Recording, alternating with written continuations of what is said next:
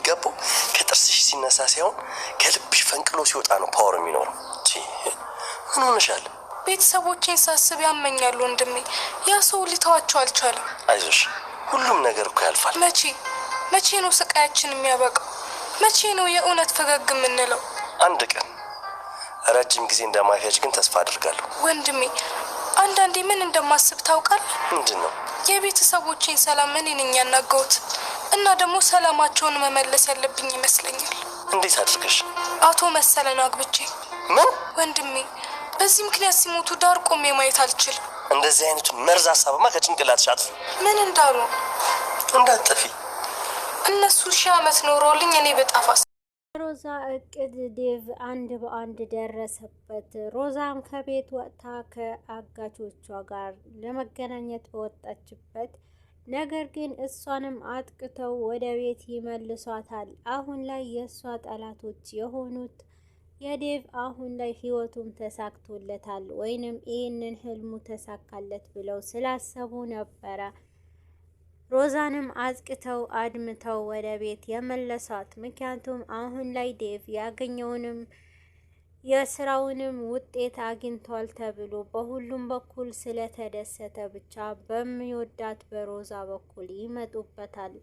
ነገር ግን ሮዛን በዛ ሁኔታ ማየታቸው ምንም እንኳን ቢያስከፋውም ማን ነው ብሎ ለመጠየቅ ያስባል። ግን ደግሞ ሮዛ መመለስ አልፈለገችም። ዴቭም አጠያይቋት ማን ነው ይሄንን ያደረገሽ? እንደ ሁኔታሽ ከሆነ አንድች ነገር እንኳን ካንቺ የጎደለ ነገር የለም።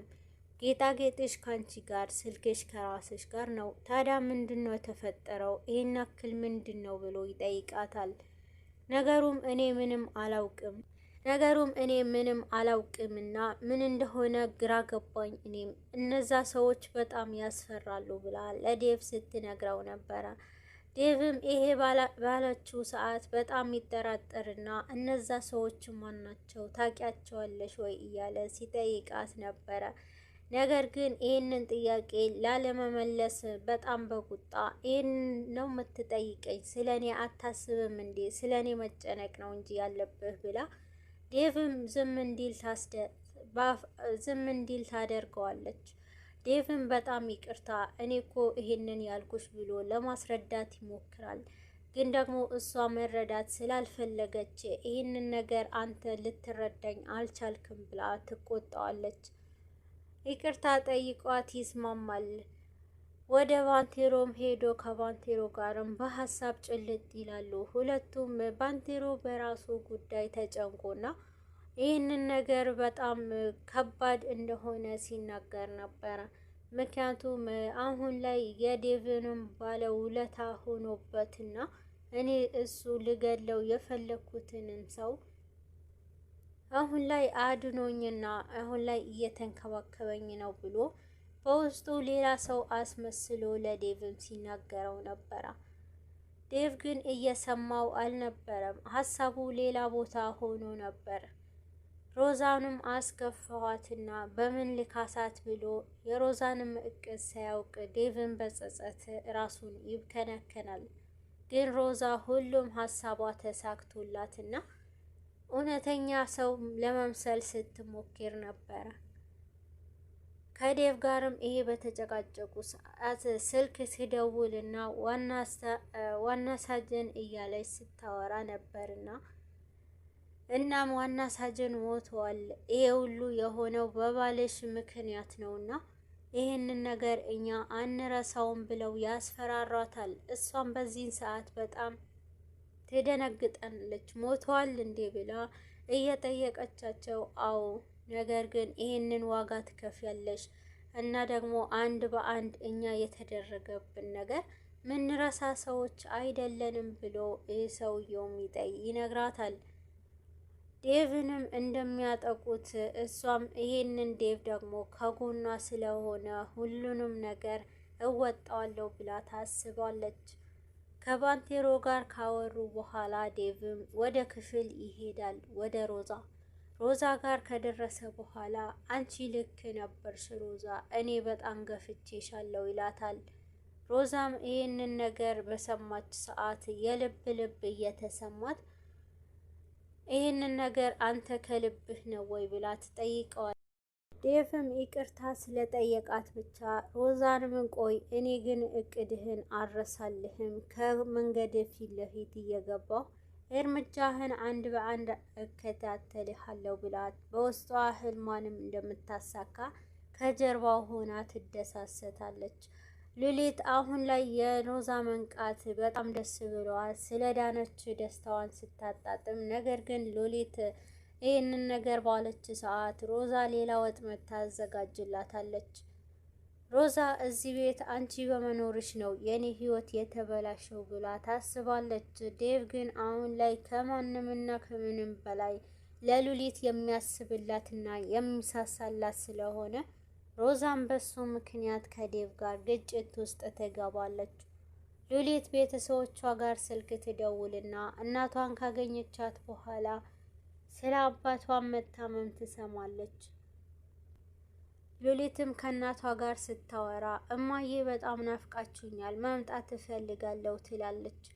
እናቷም ይሄ በሰሙ ሰዓት አይ ልጄ አይሆንም፣ ይሄ የተረገመ ሰውዬ እንኳን ቀርበሽለት ከሩቅም ሆኖ አልተቻለም ብላ ትነግራታለች። ሉሊትም እማዬ ከዚህ በላይ ናፍቆቱን አልቻልኩትም፣ ታዲያ ምንድን ነው ማደርገው ብላ ለእናቷም ስትነግራት ነበረ። እማዬ እመጣለሁ ብትላትም ልጄ ከሩቅ ሆነሽ ብትናፍቂኝ ይሻላል፣ ይሄ ሰውዬ እጅ ገብተሽ ከዚህ ሁሉ ስቃይ ይሻለኛል ሩቅ ሆነሽ በናፍቆት ብላ እናቷም ይህንን እውነት ትነግራታለች። ታዲያ እማዬ መቼ ነው ደስተኛ የምንሆነው? መቼ ነው የምንስቀው? እያለች ለልጇም ስትነግራት ነበር፣ ለእናቷም ስትጠይቃት ነበረ።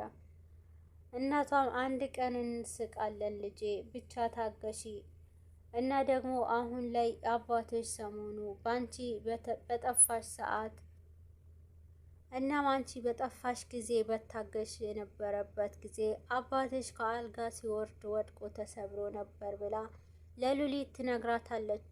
ሉሊት ይሄ በመስማቷ በጣም ልቧ ይሰበራል። ታዲያ እማዬ ለምንድን ነው የደበቅሽን? ለምን አልነገርሽኝም? ብላ እናቷንም ታፋጥጣታለች። ልጄ እንዴት ብዬ ነው ምነግርሽ? በዛ ሁሉ ጭንቀት ውስጥ ሆነሽ እንዴት ልነግርሽ እችላለሁ? ብላ ለሉሊትም ለማስረዳት ትሞክራለች። እና ደግሞ አባትሽ ወድቆ ሁሌም የወደቀ ሰዓት ያክሞትና የአባትሽንም ደህንነት የሚጠባበቀውንም ሰው አሁን ላይ ብላ ትነግራታለች። ሉሊትም ታዲያ አሁን ላይ ምን ሆነ እማዬ እያለች አቶ መለሰ አሁን ላይ ይሄ የተረገመ ሰውዬ እሱንም ሰባብሮ አስቀምጦታል ብላም ትነግራታለች። ልጄ ይሄንን ነገር የነገርኩሽ አንቺ እንኳንና ቀርበሽለት ከዙሪያችን ያለው ሰው ሁሉ እየጎዳ ይገኛል። እናም ልጄ ከሩቅ ሆነሽ እዛውም ተቀመጪ ብላ ለሉሊትም ታስጠነቅቃታለች። በቃ ሽማዬ ይህንን ነገር መቋቋም አልችልም፣ እንዴት ብዬ ልቻለው ብላ ለእናቷ ስትናገር ነበረ። እናም አሁን ላይ እሱም ተፈቷል፣ ምንም ወንጀል አልሰራም ተብሎ እጁ ሰፊ ስለሆነ በነፃነት እየተንቀሳቀሰ ይገኛል ብላ ለሉሊትም እናቷ ስትነግራት ሉሊት እያለቀሰች ነበረ። በመሀልም ውጭ ላይ ቁጭ ብላ ተክዛና በሀሳብ ተውጣ ዴቭም ይደርስባታል። ምን ሆነሽ ነው እዚህ ጋር በጣም አዝነሽና ተክዘሽ የተቀመጥሽው ብሎ ዴቭም ይጠይቃታል። ወንድሜ ቤተሰቦቼ ናፈቁኝ፣ በጣም ናፍቀውኛል ቤተሰቦቼ ብላ ለዴቭም ትነግረዋለች። ዴቭም አይዞሽ ይህንንም ጊዜ ያልፍና አብራችሁ ትሆናላችሁ ብሎ ይነግራታል። ዴቭም ይሄ በነገራት ሰዓት ቤተሰቦቼ በጣም ችግር ውስጥ ናቸው፣ በጣም ተከፍተዋል ብላ ለዴቭም ትነግረዋለች። እውነቱንም ለመናገር ታስባለች። አሁን አንድ ነገር ብቻ ነው ምፈልግ ዴቭ፣ አሁን አንድ ነገር ብቻ ነው ምፈልገው ወንድሜ፣ አሁን ቤተሰቦቼን ነፃ ማውጣት እፈልጋለሁ። እናም በእኔ ምክንያት ነው ይሄ ሁሉ ስቃይ እያሳለፉ የሚገኙትና እነሱም ደስተኛ ለማድረግ ይህ ሰውዬ ማግባት አለብኝ ብላ ለዴቭ ትነግረዋለች። ዴቭም በጣም ይደነግጥና ይሄንን ሀሳብ ድጋሚ ስትናገሪው እንዳልሰማሽ ብሎ ያስጠነቅቃታል። አሁን ላይ ሮዛ ግራ ተጋብታ በአንቴሮም ለማጥቃት ትሞክራለች። ግን ደግሞ አንበሳ ነኝ እኔ ማንም አይደፍረኝም እያለ ባንቴሮም ሲያስፈራራት ነበረ። ሮዛም አንተ አሁን እኮ ባዶ ነህ፣ ምንም ነገር መንቀሳቀስ አትችልም እያለች አንድ እንኳን ጣቱን ማንሳት እንደማይችል ስትናገረው ነበረ።